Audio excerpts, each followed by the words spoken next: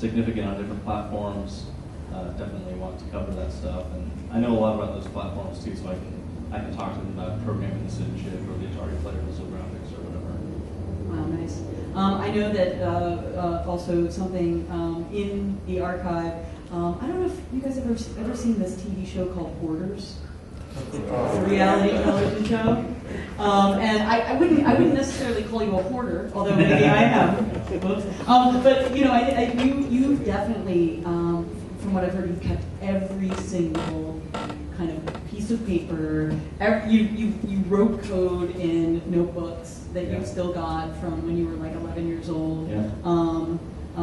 Clearly, that's part of the archive. Right? Yeah. Just keeping that stuff around is it's I guess that's kind of interesting to people. Like they would want to look at, hey, look at these notes from this kid, who turned out to make a lot of games, and what do the notes look like along the years, and how do they change, and what they were thinking about, and just all that stuff, drawings and 6502 and all that. It's kind of fun to look at. You're like a natural archivist. Yeah, well, I just kept the stuff just because, I don't know, I just kept it. I used to collect other stuff before then. Like, I'd collect cartoons from the Sunday comics or TV guides or whatever. I just, collected things and then got rid of them eventually. But the stuff that I was making myself, I just kept it because why would I want to throw that away? This computer might not work someday, and it might be cool to keep this code around just in case I can put on a better computer, So I just kept saving stuff, and I have like a 10 by 20 warehouse kind of thing full of stuff. Wow. Well, at least it's not like filling up your kitchen. You can't get through this. No, not like those other people have big issues. Yeah. They can't walk through their house. Yeah, definitely. Lots of cats in the walls. And I think the stuff you're saving, maybe more people will be interested in looking at than the dead cats and the cat hair and the glue. This might be a really, really hard question to ask, or a hard question to answer. It's not that hard to ask. If, let's say, a portal from hell opened up and creatures came out of it and they all made a beeline to the archive, what is it that you're going to save? Yeah, that's really sad. How many things can I save? I don't know. I think you can save one thing. If there was one thing. One thing. I guess just off the top of my head, maybe pinball construction set, just because you can still use it and make a lot of stuff from it. Mm-hmm. Okay. If you can still run it. Right. So if the history of video games wiped out, we could all use pinball construction set to rebuild it. Something. And kind of rise from the ashes once we've gotten rid of all of the insects. Yeah, the hellsworm. Yeah. Okay, great. I guess I have maybe one or two more questions, but I think it's more interesting to open it up to the floor, and I wanted to leave ample time for that. I guess one of the things you've been kind of integrally involved in conversations about games as art, and clearly this conference is one of the finest examples of that dialogue and that conversation about the kind of artistic merit of games, culturally and just in terms of meaning to both creators and fans. And you were part of the Art History of Games conference in Atlanta, and that Ian Bogost and John Sharp were also collaborators on. What's your take on the games as art conversation, and how is the archive a part of that conversation? Let's see. I don't know. The archive does not have a mandate of growing an archive of games that are art, or even trying to find what games are as art.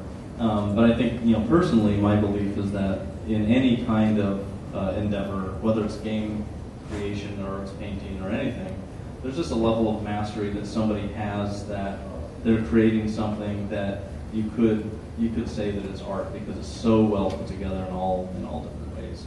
There are people that are just, they just learn how to make something and they put it together, but it's not art. It's like a first learning step. But people that have done it for a really long time, they really understand it and they put it together purposely, really well. I think that you could call that art. There's a certain level, I think, that you got to get across this certain line.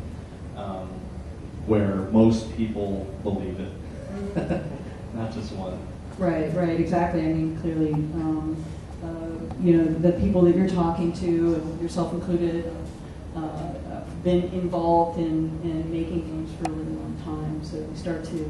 And some of them talk about games as art as well. Like there was even in 1983, my favorite computer magazine of all time is called Soft Talk. It was published between 1980 and 1984, September to September. And in 1983, they had a big cover story and an article about games as art, and that's in '83. Because there were games back then, even that these guys had gotten good enough, and they created a certain style of programming that the games were just amazing. They were really artistic in the way that they looked and felt, even with just a keyboard. Right, but it's interesting how you just described that, because you said in the way that it was programmed, and then looked and felt. I mean, how are those things connected as part of? Well, that's one of the interesting things that a lot of programmers, I think, that they don't understand, that they can actually express art through their code.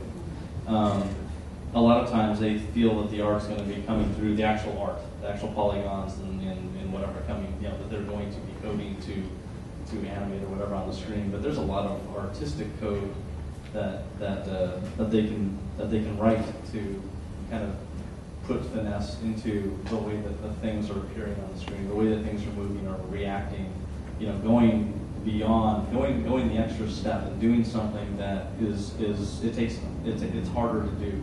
Like a really, really simple example is in a game that you're going to be picking something up and you would see +2 kind of going up on the screen. It's a little more artistic if you're going to spend time making the thing that's coming up go into the path or off the screen, or do something interesting that's not the way that everybody expects it and not the easier linear way of doing things. So whenever I see like linearity inside of a game, something moving on a really simple XY kind of vector, it's kind of boring to me. But when I see that there's been something artistic put in there, and a lot of times it's in code, it's not just in an animation file. To me, you can see the guy's trying. He's trying to go beyond the norm. And when you can kind of go beyond the norm in all parts of the game, then you're really creating something really special and different. What have you seen some of the work here? Have you had a chance to play some of the games here that you think are particularly compelling? Yeah, I really like I like the way Limbo looks. I really like how dark it is. It's doing something different. That's one of the most artistic games I saw here this year in IndieCade. Spirit was pretty interesting, but I could kind of I could see the patterns. So when you can see through it, we can see through to the code. It's not as interesting as when you look at it and go, wow, I don't know how they did that. Right. Nice. This is my last question for you. What are you doing right now that you're obsessed with or excited about? It doesn't have to be games, but I imagine it might be. Yeah. Crunch mode. Oh yeah. We're at IndieCade, but we're in crunch mode. So I'm working on a Facebook game with Brenda, and it's going to be released next Friday. And it's only been worked on for 2 months and 1 week, which is pretty cool.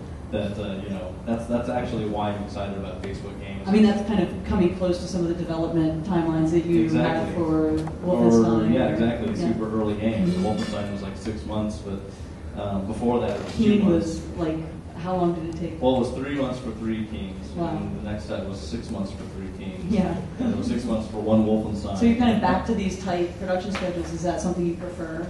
Yeah. Well, I like small games. I like small timelines. And doing stuff on Facebook is really interesting because the way that you design a game for Facebook, for social asynchronous play, is very different than how you would design a game for any other platform. So it's another interesting challenge to take on. Right. I mean, I guess it's like an interesting step from the deathmatch to the, kind of, will you help Happy my Facebook wizard thing, yeah. crops. Exactly. But in some ways, if you look kind of underneath the hood, you're really talking about similar, at least, ways to kind of open up games to a more social dynamic and see where things go from there. So. Yeah, because sometimes it's like there's a lot of code that's very similar in games. It's just the representation that's different. So if what you're doing in Farmville or Frontierville, you're seeing it in 2D, but just imagine it in 3D. The only thing that changed is the graphics. But you're moving through it. It's immersive. You're picking up crops. It's like 3D Harvest Moon or something, and it's like maybe you feel it's cooler, but it's still the code underneath is the same, except for the 3D vector movement stuff. That's not that much different. So a lot of these games, just the representation could change to 3D, but it's the same code underneath. Right. So you'd say, I guess the art is in the kind of underlying structure, the mechanic. Yeah. Yeah. Okay. Great. Thank you. I think we should open it up to the audience. I see a hand up here. Fascinated about the archive.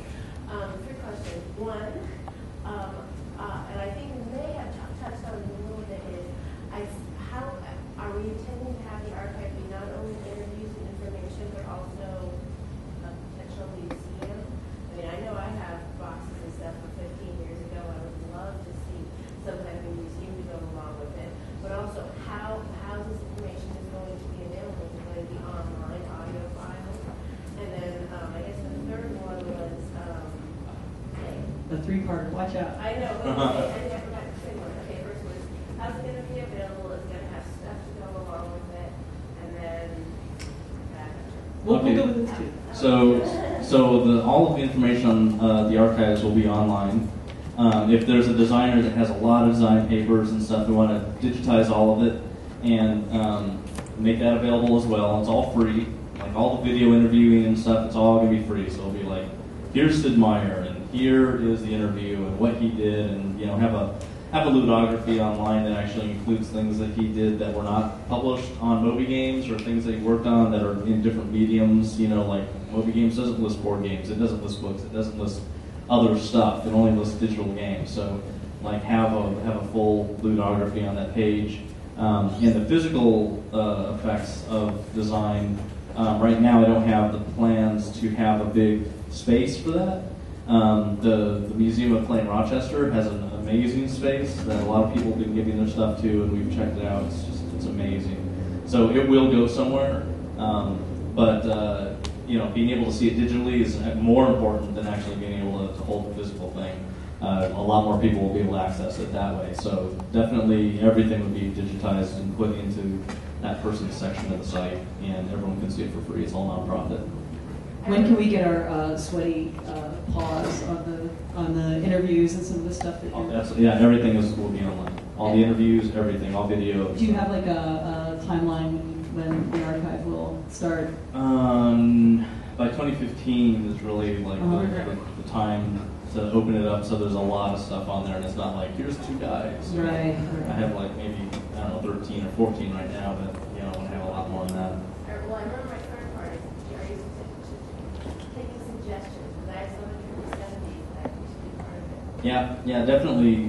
If you go to Romero Archives, you can see that there's like email links and stuff, and anybody that if you know somebody, definitely email and give the information, and then we can kind of hook up with that person and try and find time to get them over. We go over there to interview them. But one of the most important parts of the whole thing is that the person doing the interview of that person needs to know the system and everything to ask them every bit, down to bits, in detail of how they did the stuff. So it has to be another programmer. It has to be somebody who has created stuff on that platform and can ask all the questions that would basically reveal everything about how they did the process. So it's not like a journalist going and writing an article about this guy. It's a person who makes games and designs them and codes them, and going and just taking it apart, basically. Collaborators on RomeroArchives.com, perhaps. Yep. We have some volunteers that help us. We have a big list of who needs to be interviewed. There's probably 100 people on there right now. We definitely want to add more people in there, and kind of their age dictates sort of priority in the list. Because I've actually had people that back in 1998, I had a big party in Dallas. It was called the Apple II Reunion, and I had Steve Wozniak, and I had a bunch of